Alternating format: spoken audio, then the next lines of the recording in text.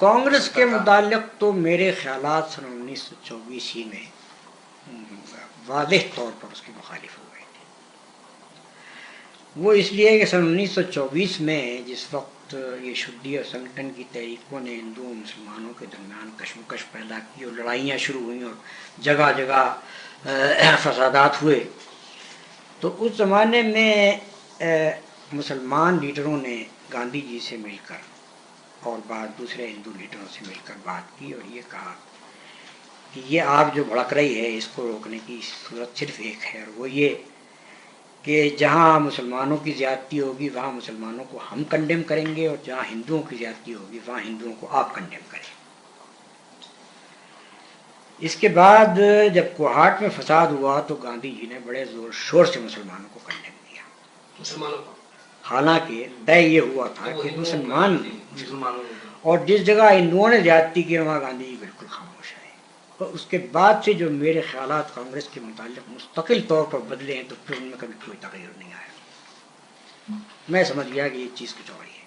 پھر میں نے کانگریس کی تاریخ واریخ پڑھی اور اس کے بعد میں نے اچھی طرح سے اس کی تمام یوں سمجھیے کہ اس کے مرض کی پوری تشخیص کر کے میں سمجھ گیا کہ یہ کیا چیز ہے.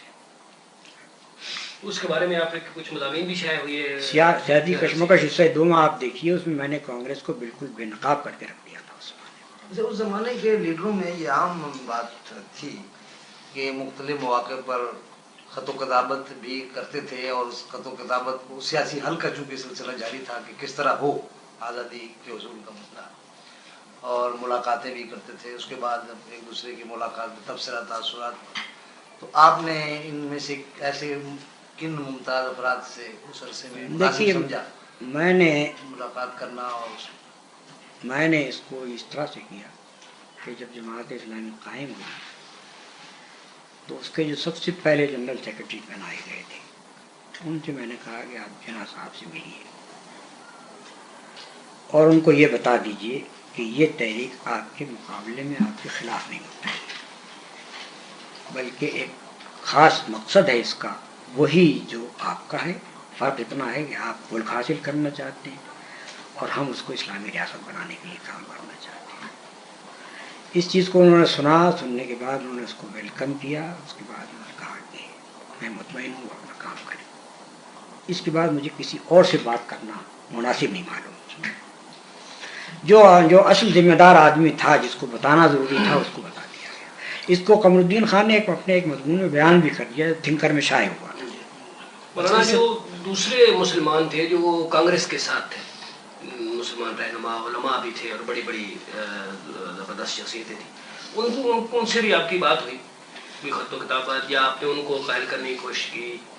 علماء خاص طور پہ بہت ہی نمایاں تھے کانگریس میں. اور بعض حضرات سے میرے بہت پرانے تعلقات تھے.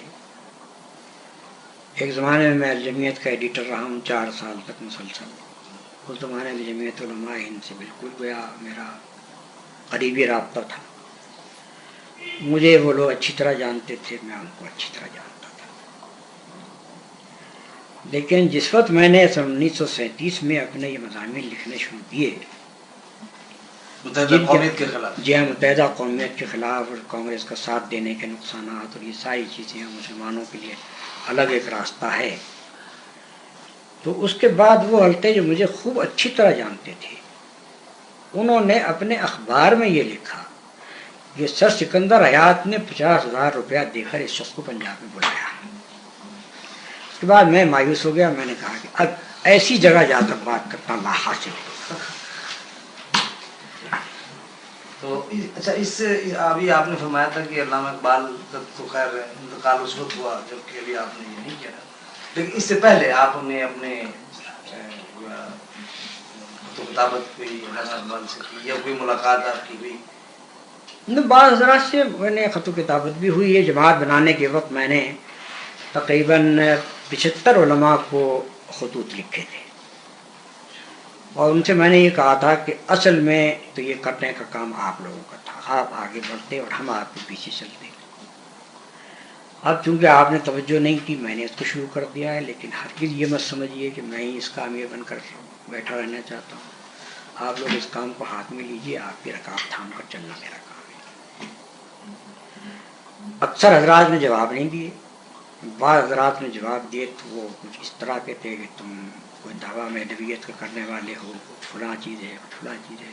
اس کے بعد پھر آگے میں نے کوئی قدم نہیں بڑھایا۔ افسوس یہ ہے کہ وہ، بلکہ اب میں کہتا ہوں کہ اچھا ہے وہ مراسلت جو زمانے کی تھی وہ پٹھان کوٹ میں رہ گئی، تو وہ اس لحاظ سے افسوس بھی مجھے ہوتا ہے کہ ایک تاریخی ریکارڈ چلا گیا، اور اس لحاظ سے میں خوش بھی ہوں کہ خوب شد کے برباد شد۔ مولانا علماء کی جانب سے اب تک جو آپ کی مخالفت کی جا رہی ہے، کہیں اس کی بنیاد وہی تو نہیں اس زمانے کی جو جی متحدہ قومیت کے خلاف میں نے جو کچھ اور لکھا آج تھا تک وہ آپ کے خلاف ہے؟ میں بتاتا ہوں۔ ایک تو متحدہ قومیت کے خلاف میں نے جو دلائل دیے تھے ان کا کوئی جواب علماء کرام کے پاس نہیں تھا۔ دوسرے، ان کے بڑے نمایاں بزرگ نے صاف صاف یہ بات لکھی تھی کہ چونکہ انگریز سوشلزم سے ڈرتا ہے اس وجہ سے سوشلزم لانا چاہیے۔ اس کے اوپر میں نے تنقید کی کہ انگریز اگر جس چیز سے ڈرتا جائے گا آپ اس سب کو اختیار کرتے چلے جائیں گے، یہ تو بڑی آفت ہوگی۔ اسی طرح سے ایک صاحب نے ایک مضمون لکھا کہ اس زمانے میں اسلامی نظام نہیں چل سکتا، اس زمانے میں سوشلزم ہی چل سکتا ہے۔ اس کے اوپر میں نے بڑی سخت تنقید کی۔ کوئی عالم تھے یا نہیں لکھنے والے؟ جی بڑے عالم تھے، انتقال ہو چکا، میں نام نہیں لینا چاہتا۔ اچھا، قیام پاکستان کے بعد آپ نے فرمایا کہ جس طرح ہندوستان کی اسمبلی نے فوری طور پر اپنے ایک قرارداد آبجیکٹو ریزولوشن کر لیا، اس قسم کا ریزولوشن پاکستان میں غالباً 49 میں پاس ہوا جبکہ میں قید تھا۔ جی، تو آپ ظاہر جماعت موجود تھی اور جماعت نے اس کے لیے تحریک چلائی تھی، آپ اگرچہ اس وقت میں جیل میں تھا لیکن جماعت برابر کام کام کرتی کر رہی۔ رہے، اس پر آپ کچھ روشنی ڈالنا پسند فرمائیں گے کہ مختصراً کیا کیا مراحل ہوئے اس قرارداد کی منظوری تک؟ اس قرارداد کو ایک بڑی حد تک تو کوشش کی گئی کہ وہ نہ لائی جائے۔ ایک اچھا خاصا گروہ ایسا تھا کہ جو اس بات کا مخالف تھا کہ ایسی کوئی قرارداد پاس ہو جس میں پاکستان کو اسلامی حکومت بنایا جائے۔ بہت سے حضرات یہ کہتے تھے کہ ہم دنیا کو منہ کیا دکھائیں گے اگر ایسی کوئی چیز نے اختیار کر لی اور اس کو پیش کیا۔ لیکن جب لوگوں کا مطالبہ بہت زیادہ بڑھتا چلا گیا اور کوئی چارہ کار اس کے سوا نہیں رہا تو قرارداد مقاصد پاس کی گئی، جس میں تقریباً وہ سارے پوائنٹس جن کو میں نے پیش کیا تھا 1948 میں اپنی لاء کالج کی تقریر میں، وہ پورے پوائنٹس اس کے اندر آ گئے۔ اب اس کے بعد میں یہ سوچتا رہا کہ یہ کس نیت سے پاس کی گئی ہے۔ ظاہر بات ہے کہ اگر اس نیت سے پاس کی گئی ہو کہ اب واقعی اس کو عملی جامہ پہنانا ہے تو اس کے بعد میرے اور میرے ساتھیوں کے قید رہنے کی کوئی وجہ نہیں تھی۔ لیکن اس کے بعد جب ایکسٹینشن ہوئی میری نظر بندی، اس کے بعد ایکسٹینشن ہوئی تو مجھے معلوم ہو گیا کہ کس غرض سے یہ پاس کی گئی۔ اسی لیے رہائی کے بعد جو میں نے پہلی تقریر کی تھی اس کے اندر میں نے کہا تھا کہ یہ قرارداد مقاصد ایک ایسی بارش تھی جس سے پہلے نہ کوئی گھٹا اٹھی نہ جس کے بعد کوئی رویدگی ہوئی، بس ایک واقعہ تھا کہ ہو گیا بغیر کسی وجہ کے اور بغیر کسی نتیجے۔ اور اب آپ دیکھ لیجئے کہ وہاں وہ برابر آپ کے دستور کا دیباچہ بنتی چلی آ رہی ہے لیکن کام اس کے مطابق کس روز ہے۔ انہوں نے یہ کام جو تھا، یعنی ایک تو بہرحال وہ جماعت تو تھی اور جماعت کا ایک بڑا لمبا چوڑا ڈھانچہ بھی تھا، پورے ملک میں جماعتیں، تنظیمیں، برانچیں، یہ ضلعی اور شہری وغیرہ، لیکن بہرحال یہ کام تو ایک دستور اسمبلی کو کرنا تھا اور وہاں جو ارکان تھے دستور اسمبلی کے ان میں تو کم از کم آپ علمی سطح پر اور سیاسی سطح پر براہ راست ان کو متاثر کر رہے تھے یہ چیزیں پیش کر کے۔ ان کا ظاہر ہے کہ یہی موقف تھا، دنیا کو منہ دکھانے کی بات جو تھی کہ صاحب ایک وہ سمجھتے تھے کہ اسلامی ریاست کے قیام سے مراد ایک تھیولوجیکل اسٹیٹ ہے اور وہ اس دور میں نہیں ہوگی۔ تو جو ارکان آپ کے خیال میں وہاں تھے ایسے جو یہ چاہتے تھے کہ ان مقاصد کو پورے ہوں، ان کی تعداد یا تناسب؟ اچھی خاصی تعداد تھی ایسی۔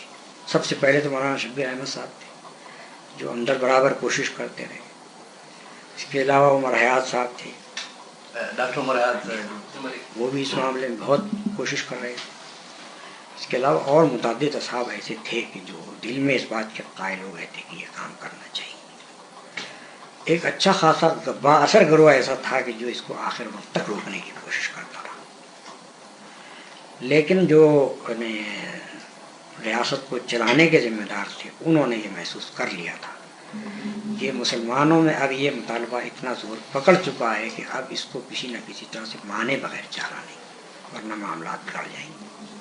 اس وجہ سے انہوں نے اس کو پاس کر دیا. لیکن جیسے کہ میں نے آپ سے کہا کہ اس کو پاس کرنے کے بعد پھر جو کچھ کرنا چاہیے تھا وہ کچھ نہیں کیا.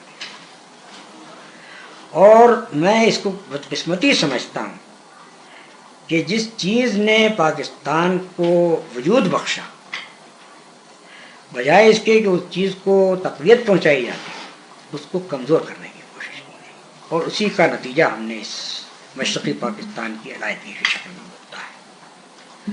مشرقی پاکستان کو مغربی پاکستان کے ساتھ کیا چیز ملا رہی تھی سوائے اسلام کے؟ لیکن وہاں ذرہ برابر اس بات کی کوشش نہیں کی گئی کہ اسلام کی تعلیم پھیلائی جائے، اسلام کے ذریعے سے جو رابطہ ہمارا ہے وہ قائم کیا جائے.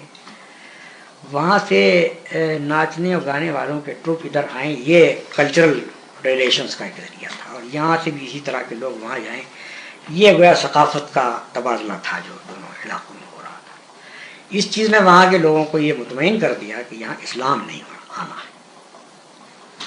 اور آہستہ آہستہ آہستہ آہستہ وہ تعلق جو پاکستان کے اصل مقصد کے ساتھ وہاں کے لوگوں کو ہو سکتا تھا اس کو کمزور سے کمزور تر کیا جاتا رہا. جہاں حالت یہ ہو کہ اسلامیات کے پڑھانے والے بعض جگہ ہندو استاد ہوں، وہاں آپ اندازہ کیجیے کہ غفلت کس درجے پہنچی ہوئی تھی. چاہے ہندوستان سے بارش کی طرح برس رہا تھا وہ لٹریچر جو بنگلہ دیش مشرقی پاکستان کے لوگوں کو یہ احساس دلا رہا تھا کہ بنگالی قومیت ہے تمہاری، بنگالی زبان کی بنیاد پر ہندو اور مسلمان ایک قوم ہیں، اور یہ اردو بولنے والے مہاجر دوسری قوم ہے. یہ لٹریچر بارش کی طرح برس رہا تھا، لیکن اس کا مداوع کرنے کے لیے کچھ نہیں کیا گیا. اور مسلسل ان کے اندر وہاں نوجوان تعلیم یافتہ نسل میں یہ چیز اپنے جڑ پکڑتی چلی گئی کہ ہندو بنگالی جو بنگالی بولتا ہے وہ ہمارا بھائی ہے، اور مسلمان جو اردو بولتا ہے وہ غیر ہے. یہ اس کا نتیجہ ہم نے اب دیکھ لیا اپنے آپ کو.